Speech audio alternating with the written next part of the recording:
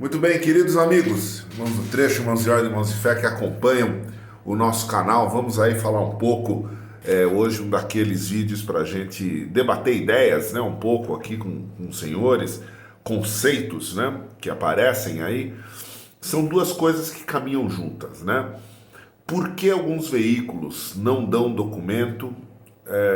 Eles terminam sendo realmente exclusivamente destinados a serem doadores de peça de alguma maneira, e o conceito de veículo abandonado, né? Então vamos falar desses dois assuntos que eles caminham juntos, né? Quando a gente fala no veículo que é doador de peças, né? A gente coloca às vezes no canal, olha, temos aqui um ônibus para vender, não dá documento, esse ônibus é para corte, né? Sempre vem o pessoal aí do, do romantismo, vamos dizer assim, antigo mobilista, né? Fala que judiação, porque esse termo que judiação tem que ser bem interpretado, né? Se ele está falando que judiação que deu problemas e por isso somos obrigados a cortar esse carro, o conceito está acertado. Também acho uma judiação ter acontecido uma coisa assim. Mas se ele está falando que judiação não faça isso, não corte, aí ele não entende o que está acontecendo. Veja só, um ônibus é um veículo que perde valor agregado de uma hora para outra, em um determinado momento da vida útil dele. Quando o carro é novo, vamos dizer aí, um ônibus mais ou menos aí é R$ 500 mil hoje em dia, né? Então é um carro de 500 mil, 600 mil, por aí. E ele vai segurar esse valor por um bom período de tempo, né? Sei lá, 4, 5, 6 anos, o carro está muito caro. Só vocês olharem. Estamos hoje no ano de 2021. Procura aí um ônibus 2018, 2019, né? Para vocês verem o preço. É um carro caríssimo, né? É um carro muito caro.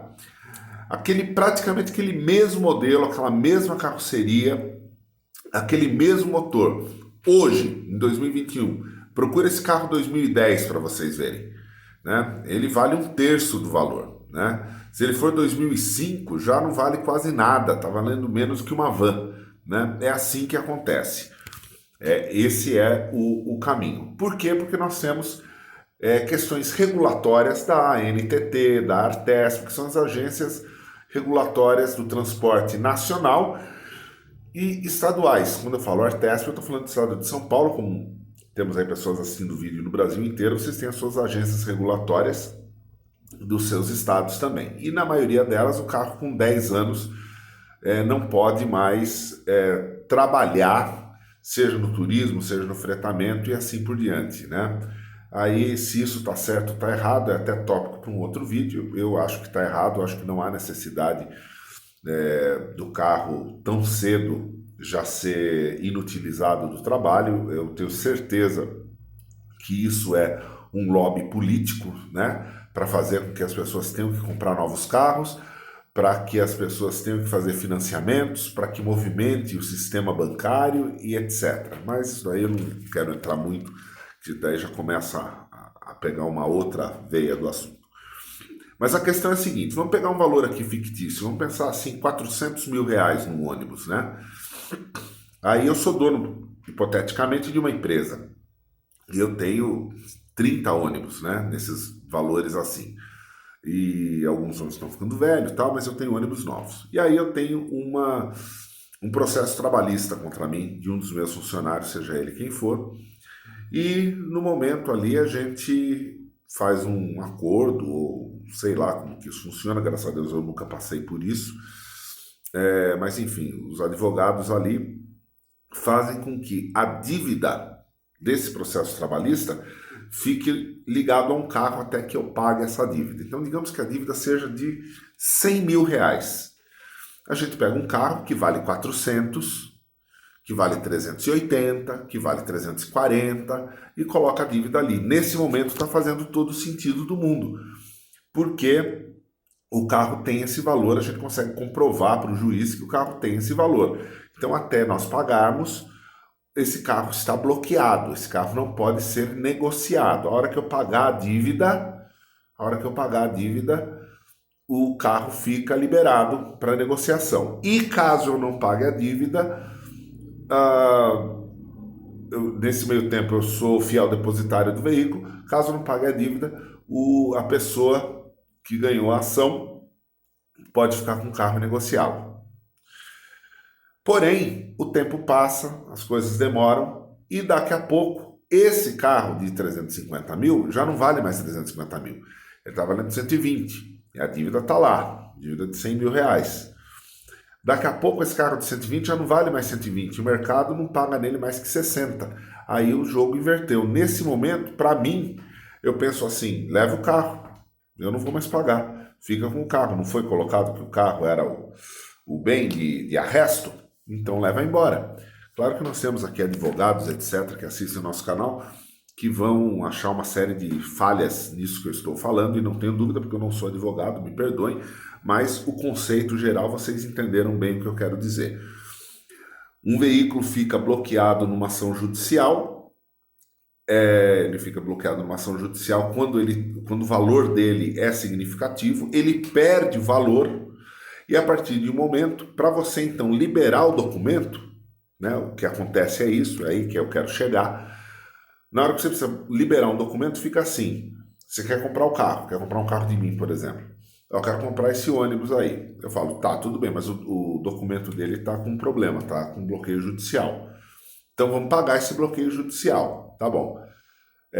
O carro está sendo negociado a 55 mil reais. Quanto que é o valor do bloqueio judicial? 100 mil reais. Quem que vai pagar essa diferença de 45? Ninguém, eu não vou pagar.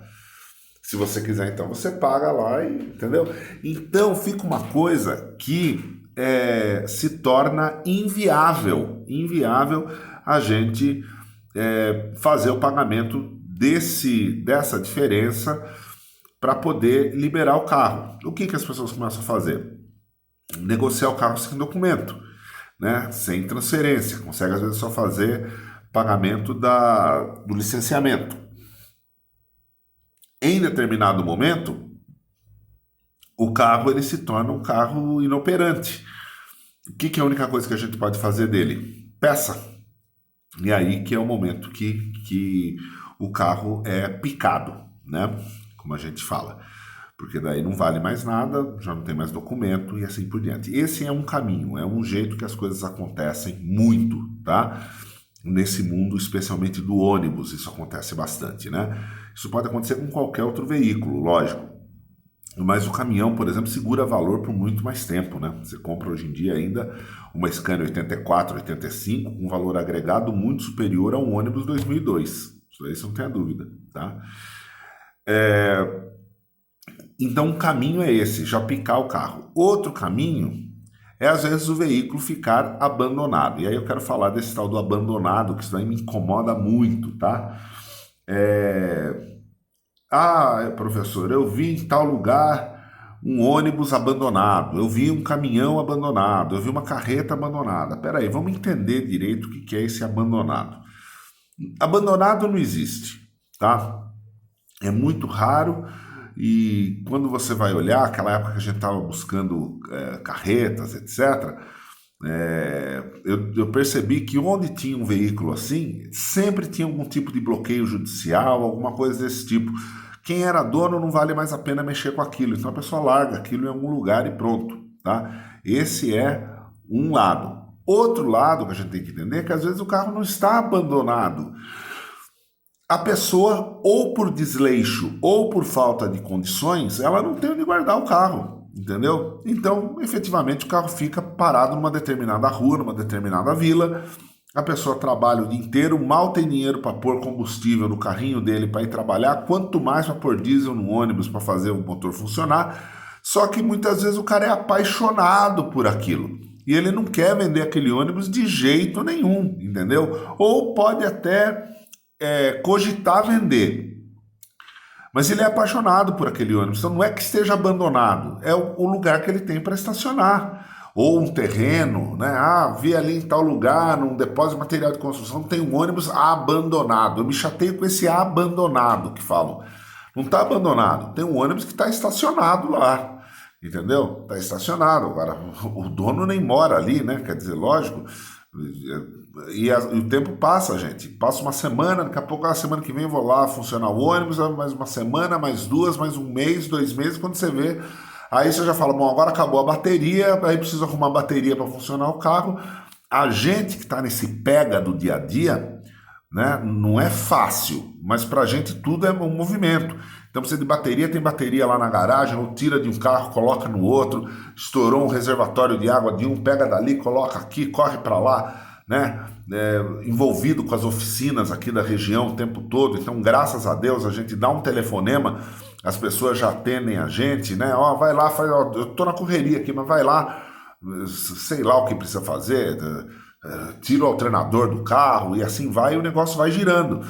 Para quem tem ali só um carrinho e não tem nada a ver com tudo isso, quando precisa mexer, tudo é uma dificuldade. Então a gente tem que saber respeitar isso daí. Então, quando a gente vê um carro por aí estacionado assim em algum lugar, ou num terreno, ou numa rua, pode ser um caso como esse, de um veículo que foi deixado de lado, foi abandonado, vamos então usar esse termo logo, porque ele está até com um problema judicial desse tipo. Então, na verdade, está abandonado, mas também não vai servir para ninguém, né? Está abandonado de ignorância. Ou muitas vezes ele é só um veículo que está estacionado naquele local porque a pessoa não está com condições de manter o veículo operante, né? Não tem uma garagem, não mora em local que comporte ter o carro, etc. E assim vai, tá bom? Então aqui é só um vídeo assim de esclarecimento de um assunto que às vezes aparece, né? Como nós já tivemos aqui no canal, eu já apresentei aqui no canal, carro maravilhoso, maravilhoso, mas não dava mais documento. Por que não dá documento? 1 milhão de pessoas, professor, por que não dá documento? Porque as ações judiciais averbadas àquele veículo são de valor tão alto, que a gente não consegue. Eu já perdi carro assim que eu estava negociado, apalavrado. A hora que fui buscar o carro com problema, né, eu tive que voltar atrás. Infelizmente, fazer o que era carro que eu queria, mas não deu para pegar. Tá? E, aliás, um desses aí, dessa situação, eu ainda estou esperando para ver se libera essa questão de documento para eu poder pegar esse carro. Carro bom, mas tá com essa situação, tá bom? Mais alguma dúvida aí, coloque nos comentários, não que eu saiba muito mais do que isso que eu falei. Talvez um advogado até tenha mais condições de falar sobre esse assunto, inclusive aí os colegas autores aí me perdoem pela minha ignorância, porque realmente eu não sou formado em direito, né? Eu conheço o direito assim, básico que qualquer cidadão talvez conheça, que tem um pouco de experiência, tá bem? Me perdoem pelas bobagens que eu devo ter falado aqui. Um forte abraço a todos e logo a gente está de volta.